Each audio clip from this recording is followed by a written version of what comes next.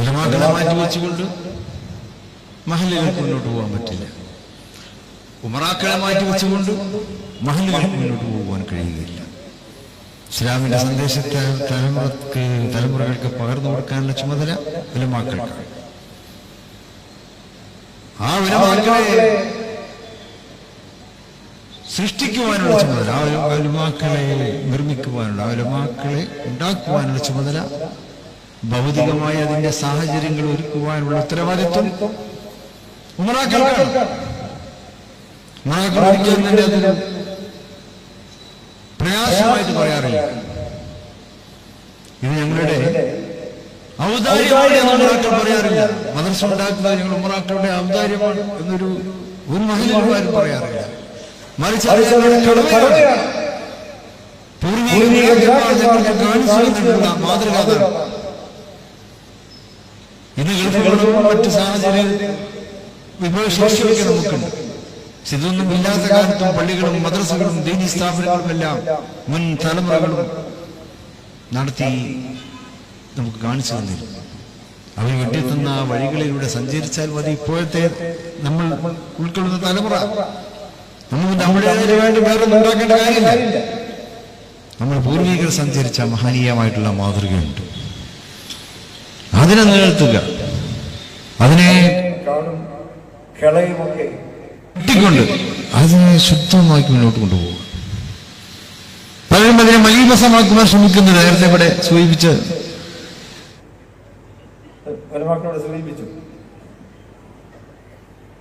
നമ്മുടെ പൂർവികർ വെട്ടിത്തെളിയിച്ചു തന്ന ശുദ്ധമായ വഴികളെ അവിടെ കിളയും കാടും പടർത്തുവാൻ ശ്രമിക്കുന്നവരുണ്ട്. നമ്മളതിനെ വൃത്തിയാക്കുക. ഇപ്പൊ നല്ല കാട് വെട്ടുന്ന മെഷീൻ ഉണ്ടല്ലോ, എന്തിനാ നമ്മൾ പേടിക്കണത്? എല്ലാ മഹലിലും മെഷീൻ ഉണ്ട് തോലെട്ടാനൊക്കെ. ആ മെഷീൻ ഉപയോഗിക്കണം. ആരും അടിക്കേണ്ടതില്ല, പ്രയാസപ്പെടേണ്ടതില്ല. അത് സമസ്തയ്ക്ക് വേണ്ടിയുള്ള മെഷീനാണ്. നമ്മുടെ പൂർവികർ വെട്ടിത്തെളിയിച്ചു തന്ന ആ മാതൃക, ആ പാത, അതിനെ ചെളിയേൽക്കാതെ മലിമയമാക്കാതെ, കാരണം വഴിയിൽ നിന്നും മാലിന്യത്തെ നീക്കുക എന്നുള്ളത് ഒരു മൂമിനിന്റെ കടമയാണ്. വഴികളെ സഞ്ചാരയോഗ്യമാക്കുക എന്നുള്ളത് വിശ്വാസത്തിന്റെ ഭാഗമായിട്ടാണ് പരിശുദ്ധ വിശ്വാസം നമുക്ക് കാണിച്ചു തന്നത്.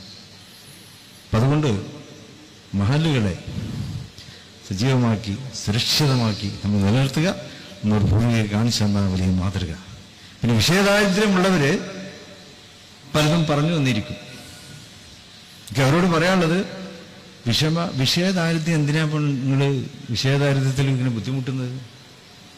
നമ്മുടെ പ്രഭാഷണങ്ങളിലും നമ്മുടെ പ്രസംഗങ്ങളിലുമൊക്കെ നല്ല നല്ല കാര്യങ്ങൾ പറയാൻ എത്രയോ വിഷയങ്ങളുണ്ടല്ലോ.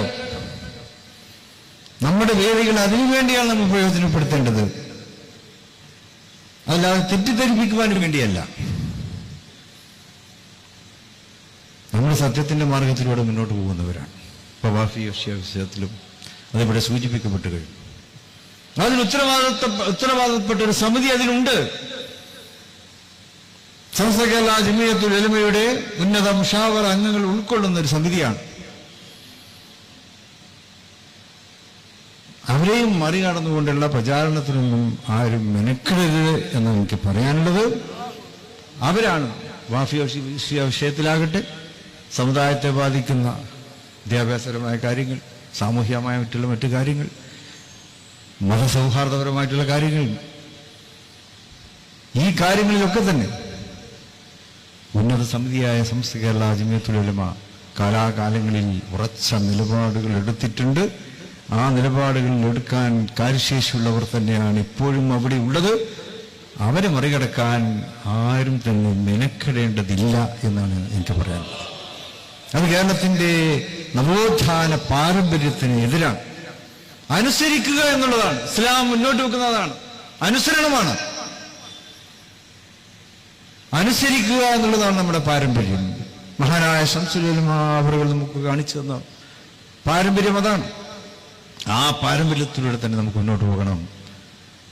അതല്ലാതെ ഇവിടെ ജനങ്ങൾക്ക് വിഷമുണ്ടാക്കുന്ന കാര്യങ്ങളിൽ ഇടപെട്ടുകൊണ്ട് കാര്യങ്ങളെ ആശയക്കുഴപ്പത്തിലേക്ക് കൊണ്ടുപോകുവാൻ ആരും തയ്യാറാവരുതെന്നാണ് നമുക്ക് അവരെ വളരെ സ്നേഹത്തോടെയും വിനയത്തോടെയും ഓർമ്മപ്പെടുത്തുവാനുള്ളത്.